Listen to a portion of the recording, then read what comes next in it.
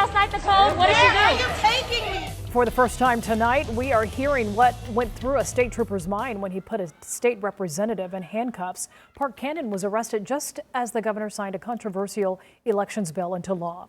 CBS 46's Haley Mason is live at the Capitol. And Haley, he had Washington, D.C. That's what he says on his mind.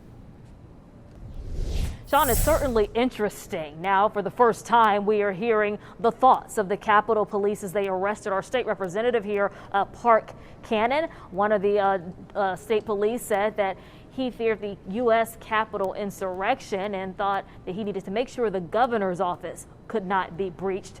I spoke with Cannon's attorney about these depictions. CBS 46's camera started rolling Thursday evening when we heard demonstrators below us in the Capitol hallway. We quickly learned Representative Park Cannon was being arrested. A small group of demonstrators were with Cannon and began recording on their cell phones. What's not in this witness video is the initial interaction. The Capitol Police are describing their narrative in this incident report. Capitol Police Lieutenant Langford wrote that he, quote, observed Park Cannon beating on the door of the governor's office main entrance, that he advised her that no one was in the office and to stop beating on the door. He then wrote that Cannon went to the side staff entrance and continued knocking. You're going to do something. This is where the video that CBS 46 obtained from a demonstrator picks up. Kemp is giving No, live you are stream not. remarks inside his office at the time. What's the problem?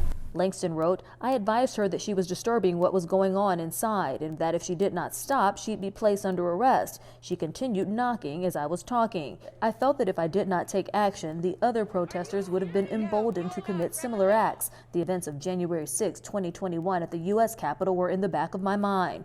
I didn't want the protesters to attempt to gain entry into a secure part of the Capitol. A Sergeant Jenkins then wrote that an office staff member called him and in a panic told him to lock the office down and move the governor and first lady from the ceremonial office as the side door was shaking so violently he felt it would be breached.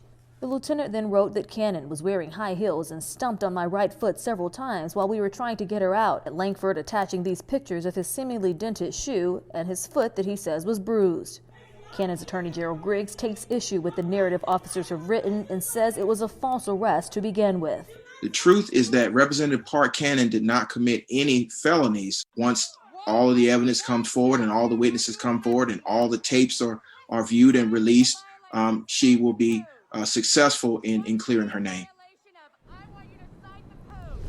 Griggs says that his office has been in contact with the Fulton County DA's office, who has already started conducting witness interviews. Griggs says that, well, at least I've spoken to people that are close to Cannon who say that she is traumatized still from this arrest. She's not yet spoken on camera about the incident. Reporting live at the state capitol, Haley Mason, CBS 46 News.